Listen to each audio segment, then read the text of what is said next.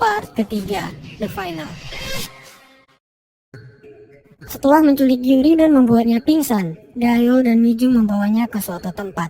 Di saat yang sama, Tuan Lee dan Min Hee yang berhasil kabur mendatangi rumah Jae-ik, kenalan Tuan Lee selama dia berada di militer. Dia membantu Tuan Lee mengobati lukanya. Tuan Lee juga mengisyaratkan bahwa dia akan balas dendam kepada geng yang sudah menyerangnya itu. Namun Min Hee melarangnya. Di sini terlihat ikatan di antara mereka semakin kuat. Bahkan Min Hee sudah menganggap Tuan Lee sebagai kakeknya sendiri. Kembali ke Oji, anak buah Daeol datang menjemput. Oji dibuat pingsan dan kemudian dimasukkan ke dalam bagasi. Setibanya di tempat tujuan, Oji yang sudah siap menyetrumnya dengan taser hingga pingsan. Akhirnya Oji mengendarai mobil itu dan menerobos masuk ke tempat di mana Gyuri ditahan. Ternyata Gyuri yang sudah sadar menusuk Daeol hingga dia tak berdaya dan menyandra Mijung. Oji datang dengan mobil dan akhirnya mereka pun berhasil kabur.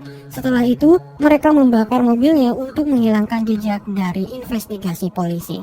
Karena sudah malam, mereka menyewa sebuah motel untuk tidur. Di sana, Gyuri mempertanyakan perasaan Oji dan kenapa dia datang membantunya. Oji juga bertanya, kenapa Gyuri rela membahayakan nyawanya untuk terus bersamanya.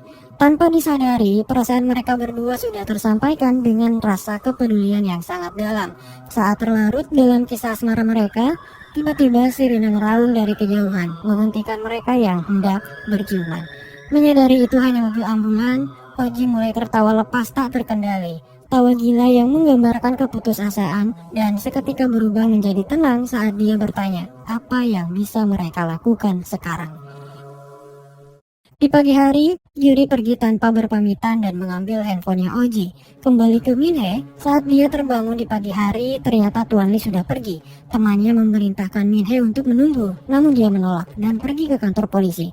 Ternyata dia datang menemui detektif Lee dan bercerita tentang insiden penikaman itu dan sebuah informasi yang dia dengar dari Tuan Lee mengenai mobil Daeol yang bergambar karakter di sampingnya. Sementara itu, Kitai mendapat informasi palsu mengenai tempat Min Hee bekerja. Saat Kitai bertanya apakah Min Hee bekerja pada paman, Gyuri sebagai paman saat itu berkata bahwa Min Hee bekerja di karaoke milik Daeol. Rupanya Gyuri punya sebuah rencana. Setelah itu, Gyuri pergi ke tempat karaoke Daeol. Dia menyamar sebagai pengunjung dan kemudian menyelinap ke sebuah ruangan untuk menaruh handphonenya Oji, yang dimana tujuannya adalah sebagai alibi. Jika bisnis Oji dan Gyuri terbongkar, yang akan disalahkan adalah Daeol, karena semua bukti transaksi ada di handphone itu. Jadi itulah rencana Gyuri. Sayangnya, Daeol mengetahui hal itu. Dia memukul kaki Gyuri hingga pincang.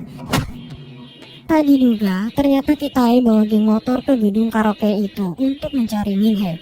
Gyuri mengambil kesempatan itu dan dia menyemprotkan pemadam api untuk melarikan diri. Di saat yang sama, keadaan semakin kacau. Saat geng motor Kitai masuk ke dalam, mereka semua berkelahi dengan anak buah Daeol. Tiba-tiba saja di tengah kekacauan itu, Tuan Lee datang untuk balas dendam. Sasarannya saat itu hanya anak buah Daeol.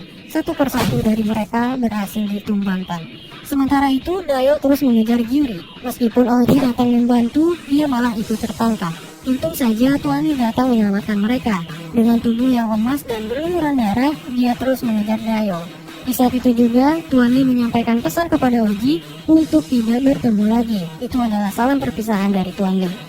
Dengan terpaksa, Oji meninggalkan gedung itu, sedangkan Tuan Lee terus mengejar Daeol hingga ke atap. Di sana Tuan Lee ditusuk dan dipukul hingga terjatuh, tapi Tuan Lee tidak mudah untuk ditumbangkan. Dia terus bangkit menghajar wajah Daeol menggunakan glass knuckles di tangannya hingga tewas di tempat. Setelah itu, detektif Lee berhasil melacak mobil yang dimaksud Min Hee. Saat dia tiba di gedung karaoke, geng motor Kitai dan anak buah Daeol ditangkap polisi, sedangkan Tuan Lee ditemukan tewas di atap. Setelah kerusuhan itu, detektif Lee bertanya kepada Kitai dan gengnya apakah Tuan Lee adalah pemimpin penyerangan mereka. Namun mereka menyangkalnya dan Kitai hanya berkata bahwa dia pergi ke sana hanya untuk mencari Min Hee. Sementara itu, Mijung yang juga ditangkap terus mengelak bahwa dirinya tidak terlibat dengan semua permasalahan itu. Kemudian, detektif Lee mengalihkan perhatiannya ke Min Hee dan dia menangis setelah mendengar berita kejadian yang menimpa Tuan Lee. Nampaknya rencana Gyuri berhasil. Dari kejadian itu, polisi menyimpulkan bahwa sosok paman adalah Dayol dan Minhe juga sudah mengakui perbuatannya itu. Sementara itu, Oji yang belum tahu kabarnya sangat mencemaskan Tuan Lee. Sedangkan Gyuri terus mendesak Oji untuk memikirkan cara lain agar bisnisnya terus berjalan. Oji sangat kesal. Kenapa Gyuri hanya mementingkan bisnis setelah semua kekacauan ini terjadi? Di saat itu juga, Gyuri menjelaskan bahwa dia sudah tidak tahan hidup bersama orang tuanya yang selalu mengatur kehidupannya itu. Oleh karena itulah, dia terus berusaha mencari uangnya sendiri dan bergantung pada bisnis prostitusi itu. Memahami perkataannya, Oji memberikannya handphone dan menyuruhnya untuk bekerja sendiri saja. Di sekolah, kebenaran tentang Minhe terungkap dan itu membuatnya dijauhi oleh orang-orang. Oji yang melihat Minhe menghampirinya dan di sana ia baru mengetahui bahwa Tuan Lee sudah meninggal.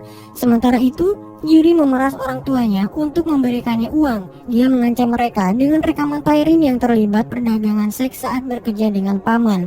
Rekaman itu sangat berbahaya bagi agensi grup band Pak Cho dan orang tuanya. Kenapa? Karena Tairin masih terikat kontrak dengan mereka. Jika rekamannya tersebar, saham Pak Cho akan hancur dan begitu juga orang tuanya. Uang yang diminta tidak sedikit jika dijumlahkan setara dengan biaya hidup di Sydney, Australia. Setelah itu, Gyuri bertemu Oji di dermaga dan bertanya apakah dia ingin pergi bersamanya ke Australia, karena di Korea sudah tidak ada yang bisa diharapkan lagi. Oji hanya merespon dan menolak ajakan itu dengan halus. Saat di sekolah, Oji memeriksa hadiah Dayol yang ada di ruang klub mereka. Dia terkejut, baru mengetahui isinya adalah uang. Menyadari Pak Cho akan segera datang, dia menyembunyikannya dengan cepat. Di saat yang sama, detektif Lee yang masih gelisah dengan kasus Tuan Lee itu datang ke sekolah untuk memeriksa sesuatu. Tiba-tiba, handphone milik Dayol berbunyi, yang dimana itu adalah handphone yang digunakan Dayol untuk melacak Gyuri saat itu. Karena penasaran, detektif Lee menghampiri objek tersebut yang mengarah ke ruang klub Oji. Karena Pak Cho pembimbing klub itu, detektif Lee curiga dan membawanya ke kantor polisi. Oji yang melihat menyadari sesuatu. Benar saja, saat diperiksa uang yang dia sembunyikan sudah hilang. Sementara itu, Kitae bertemu dengan Minhe. Dia menunjukkan topi Minhe yang ditemukan di tempat karaoke milik Dayol saat itu. Minhe bingung, karena seharusnya topi itu sudah menjadi milik Oji. Menyadari Oji terlibat dalam masalah ini, dia terdiam dan kemudian pergi. Singkat cerita, Minhe bertemu dengan Oji. Dia bertanya kenapa dirinya terlibat dan kenapa topinya ada di sana. Tidak ada pilihan lain untuk membuat alasan.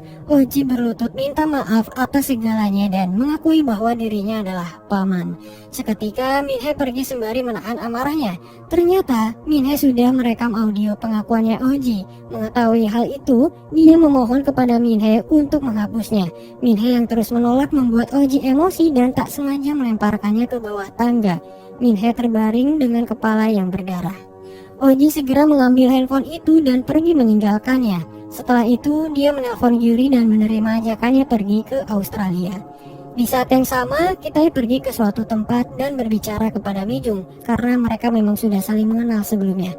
Di sana, Mijung memberitahunya bahwa mucikari Minhe selama ini adalah Oji. Mengetahui hal itu, kita pergi ke rumah Oji. Di sana, dia membeberkan semuanya tentang Minhe dan juga paman. Saat kita menelpon nomornya, telepon Minhe berdering di dekatnya. Kita menyadari apa yang sudah terjadi. Seketika dia menyerang Oji dan menusuknya dengan gunting berkali-kali. Untung saja Gyuri datang menyerang Kitae dan membuatnya pingsan. Dia membawa Oji yang berlumuran darah keluar dari apartemennya. Oji sempat menyerah dan berkata kepada Gyuri untuk pergi, namun dia menolak. Sementara itu di kantor polisi, setelah menjelaskan semuanya, Pak Cho meyakini bahwa uang itu bukan milik muridnya. Tapi detektif Lee tidak yakin dan semakin ragu dengan klub masalah sosial yang dia kelola itu.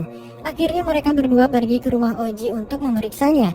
Di perjalanan, Pak Cho melihat Minhe dibawa ambulan dan segera mengikutinya menuju rumah sakit.